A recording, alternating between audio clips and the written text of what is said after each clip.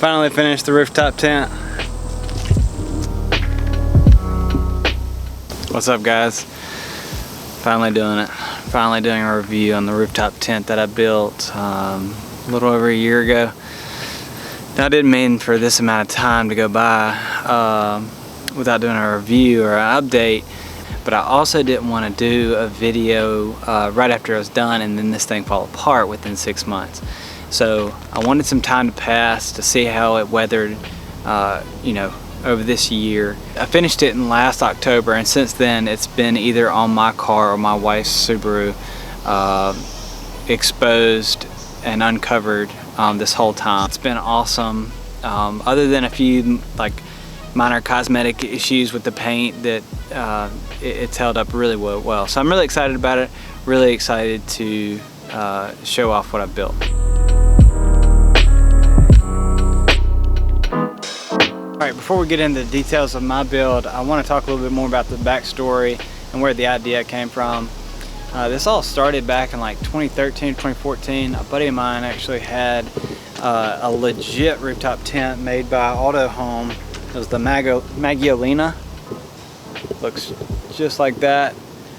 And it's actually the same tent that mine's modeled after.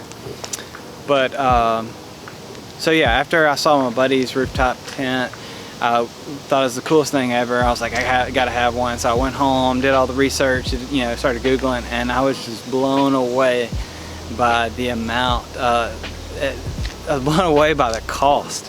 I couldn't believe that people were spending that much money on a tent. And they ranged anywhere from like $2,500 to $5,000 or $6,000 if you were to get them like made out of carbon fiber. And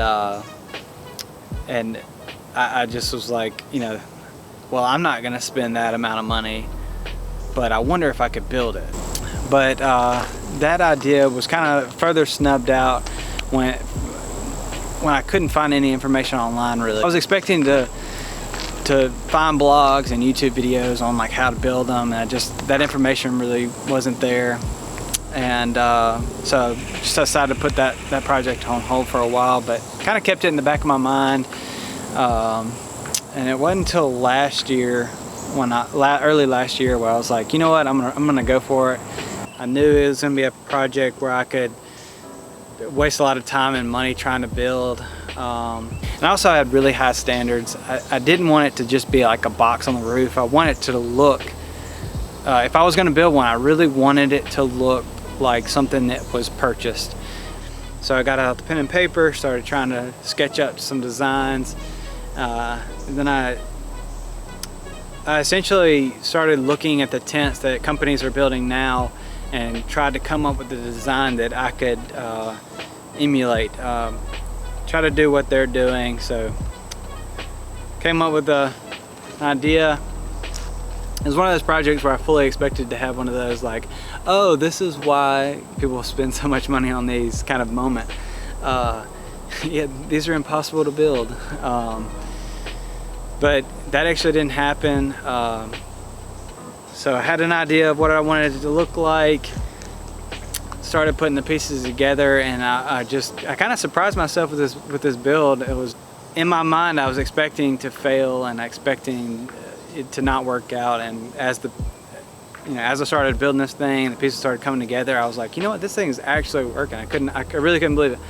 And until I had like a fully functional tent. So yeah, that's really pretty much the story. Let's get on into the details of the build.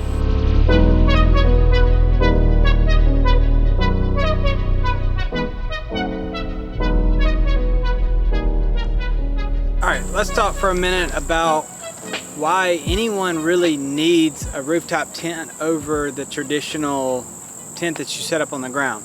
For me, I really like the simplicity of it.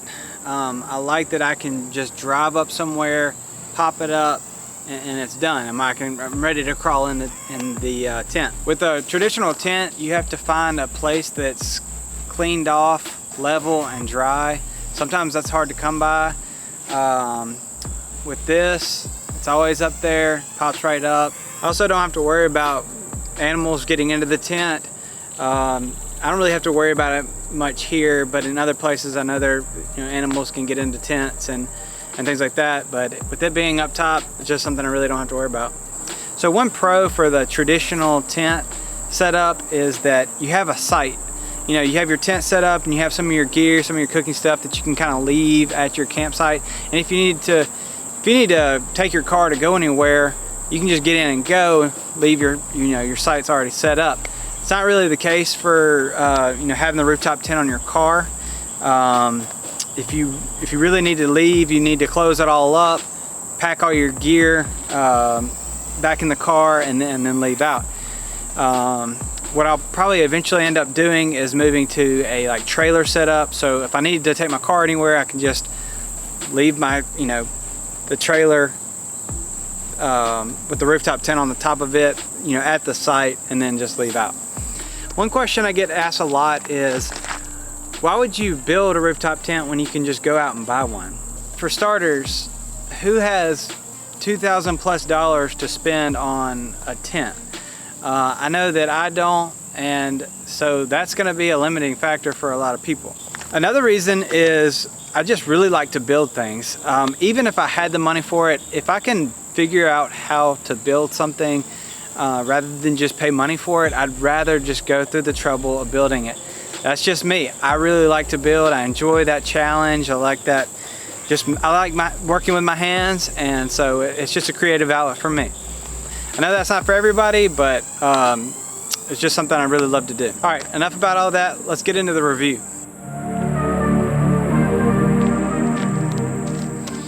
All right, I want to do this review Q&A style. I've come up with a list of questions, most of which have come from you guys in the comment section from the first video. And I'm doing it this way to try to stay on track, be thorough, and hopefully not sound repetitive. Let's get started with the first question. Now, for those who hadn't seen my first video, this tent is made almost completely out of plywood, and it weighs about 135 to 140 pounds. It was hard to get a good read when I weighed it. Yes.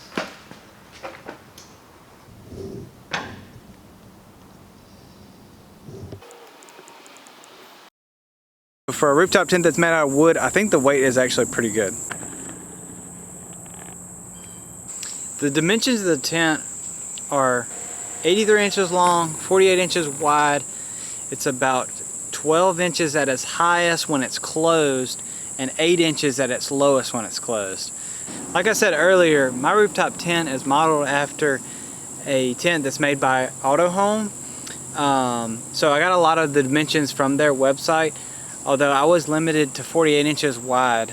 I needed the base of the tent to be made out of a single sheet of plywood, and the standard width of a piece of plywood is 48 inches, so I was limited in that way. Now, I hadn't seen many rooftop tents that are that narrow, but it has never been an issue. My wife and I can sleep both side by side in the tent. We don't have to spoon or lay on our sides to get comfortable.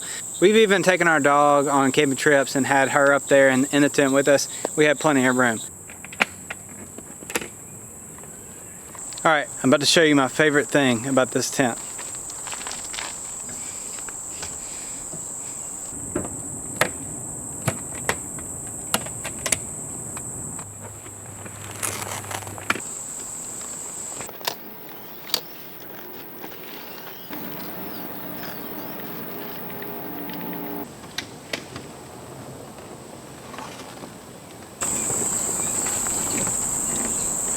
And that's it. The reason it's my favorite thing is that a lot of the older rooftop tents had a tool that you had to insert into the side of the tent and crank it up to slowly lift it up. The newer rooftop tents that are built now that are this style have those gas pistons inside on all four corners that allow the tent just to raise up with ease. Thankfully, I was able to figure out how to build something just like the ones that are in the tents now, and it is awesome. It's my favorite thing, and I just absolutely love the fact that it just lifts up with ease and it's done. I have two latches up front, one in the back. They're called rotary draw latches. You can find those at mscdirect.com.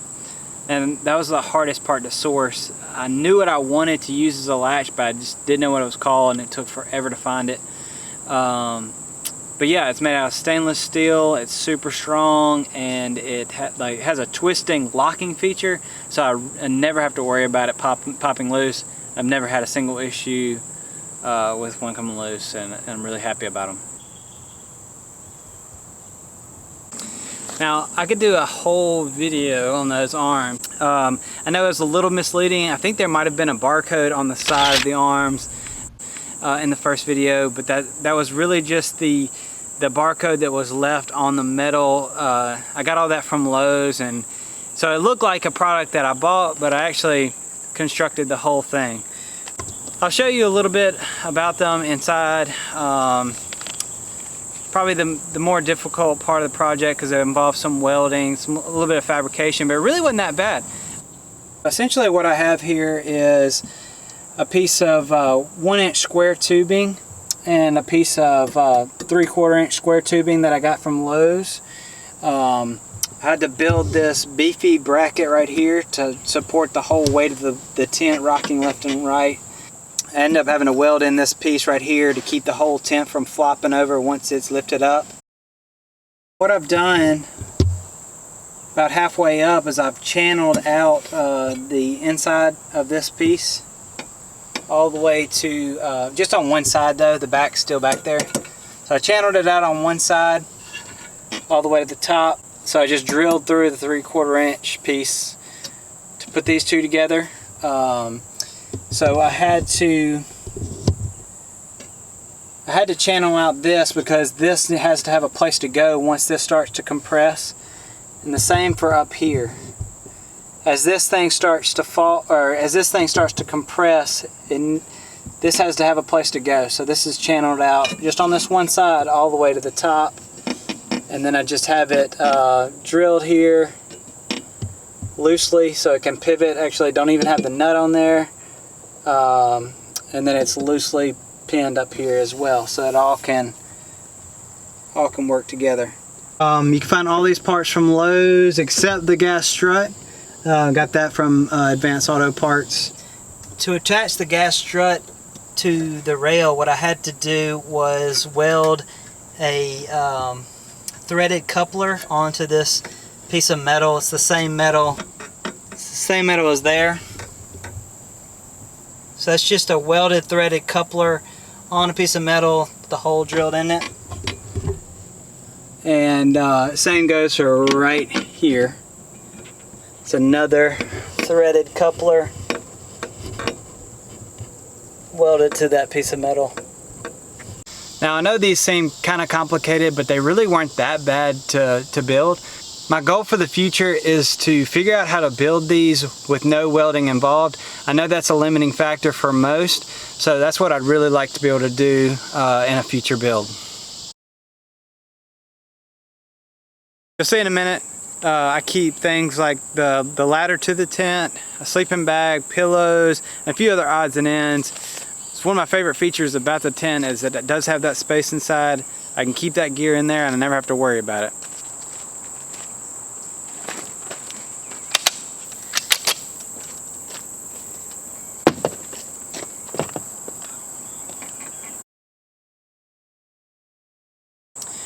The materials I use for the outside of the tent is a product called 600 denier.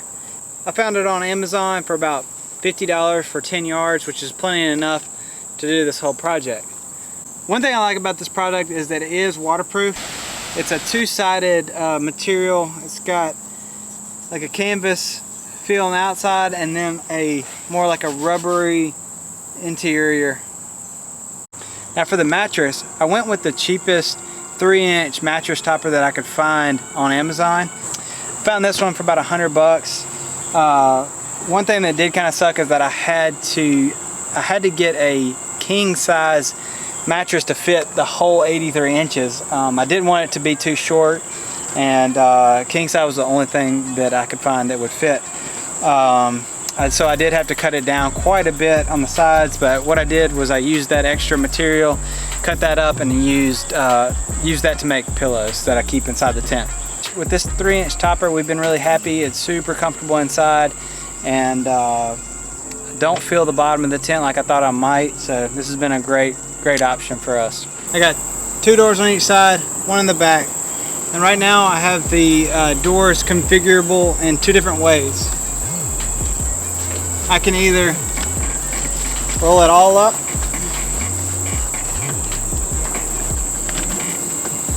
have it up like that. It's great for the summertime.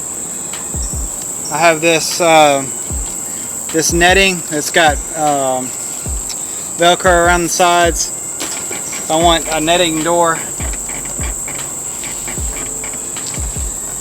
just put that in like that,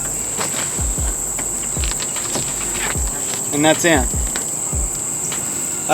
One other way you can configure it, if you want to take this down and you want an awning,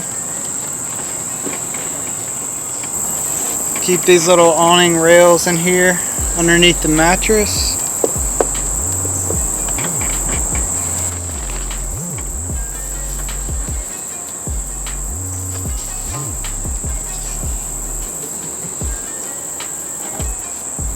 Now you have an awning.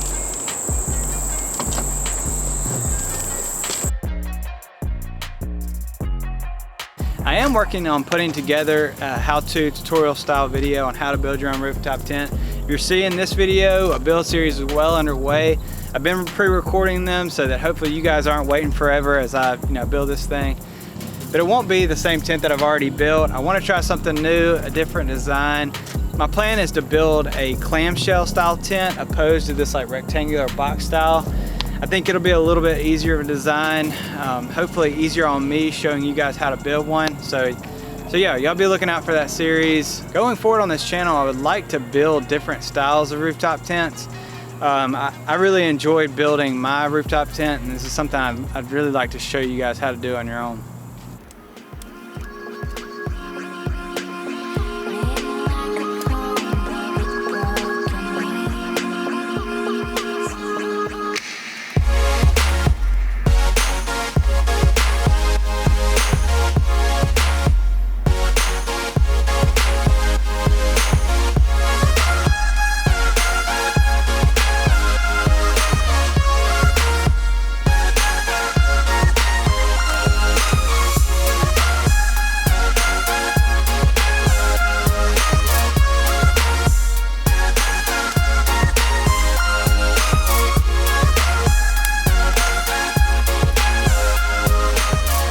Alright guys, that's about it for this video. I hope y'all have enjoyed seeing what I've built.